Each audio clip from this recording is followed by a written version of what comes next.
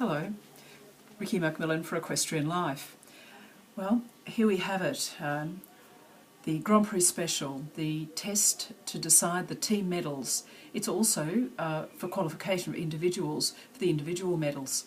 First into the arena was Annabelle Balkenhol on the wonderful 12-year-old De Niro gelding Dublino. It was a much better test today, no mistakes. She didn't have the best test in the Grand Prix, cantering twice early in the test where she should have been trotting before the extended trot and the first of the trot half passes.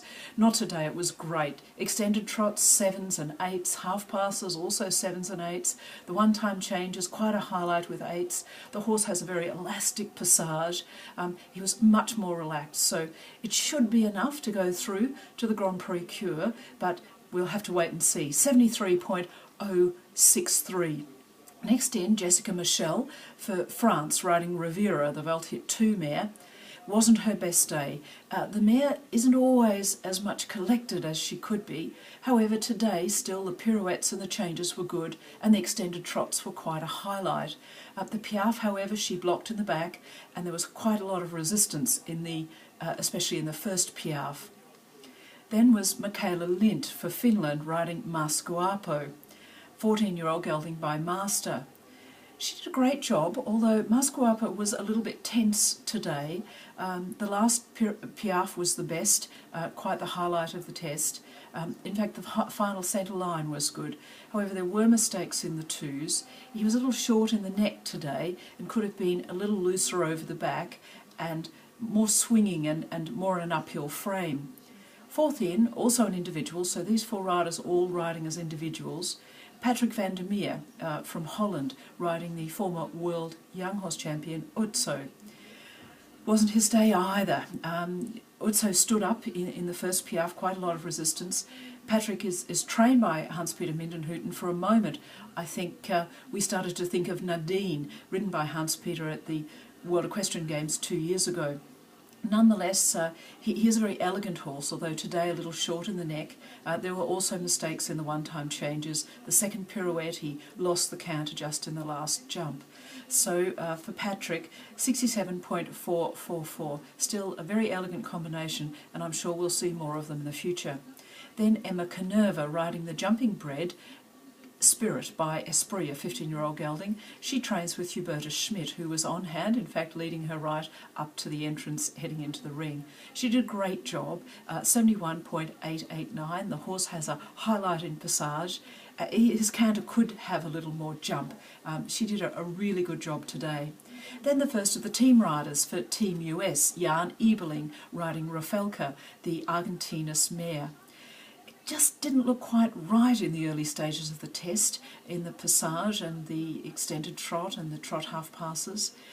Interestingly, Jan chose not to remove his hat. Gentlemen have this option, not to remove their hat for the initial salute, but most take advantage of the opportunity to greet the judges. The mare was a little tight today. She needed to be more elastic and to have more jump. He was 69.302, which was going to make it difficult for the US team to lift up to reach the medals. Then came Jose Daniel Martin Dox riding Grandioso, the Prix stallion. The horse is still really gaining strength. He had a small error coming out of the canter into the passage, a little error after the extended trot before the first of the trot half passes. In his passage, his hinds could come a little more under the weight.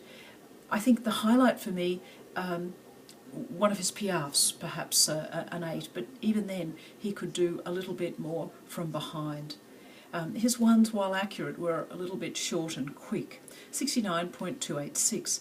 Minatelda riding the Sandro hit Santana did a much better job today than she did in the Grand Prix. She was one of the team riders that came through to the special on the strength of being a team member rather than on her own score alone. No mistakes. Certainly he could sit a little more behind and be in better self-carriage. He could take even more weight on the hinds, but still doing a good job. She's a very technically correct rider and elegant rider. 72.270.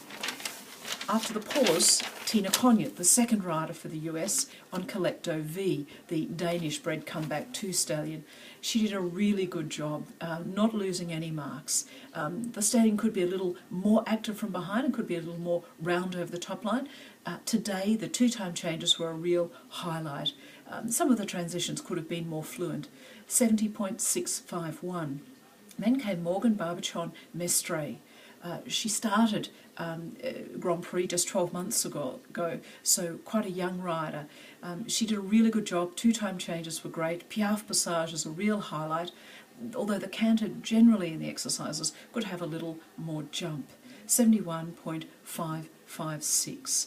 She's a young rider we'll see a lot more of. There's all sorts of rumours about the next horse coming into her stable. I'm sure we'll hear more in the next couple of days.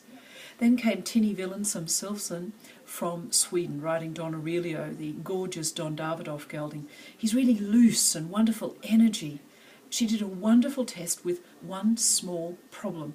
Beginning of the 1-time changes, it's almost as if Tinny made a mistake. Now, this is her 6th Olympics. She's an extremely experienced rider. I must say also a very supple and skillful rider. But she started the 1-time changes in a left canter half pass and then seemed to correct it. And rather than taking an error of course, she chose to carry on and all sorts of mistakes. So one problem with the scores, but otherwise great job. 74.063, and I'm sure she can do better and will in the Kur. Next in, Stefan Peters, bronze medalist from the World Equestrian Games, riding Ravel, the Contango gelding. Wonderful test. Stefan doing a great job. Much stronger than his Grand Prix. Some real highlights. His Piaffe after the collected walk, the half-past trot, the first one, the first canter pirouette to the right, and the first of the passages on the centre line. Really could hardly be bettered, so many, many highlights. 76.381, really adding to the US team score, and I'm sure Stefan will be there when the individual medals are decided. Then for Spain, their third and final team rider also, Juan Manuel Munoz Diaz, riding Fuego.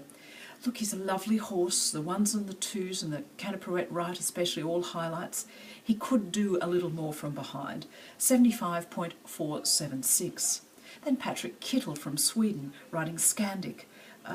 Very athletic horse, elastic. He could be in a more uphill frame. A score today, 74.079. He had a small mistake in the 1s coming together behind. He also came very short in the neck and could have been in a more uphill frame. The collected walk was also quite tense. Into the arena for Canada, Ashley Holzer riding Breaking Dawn, the Dutch-bred horse trained by Patrick van der Meer. 11-year-old by Akabora.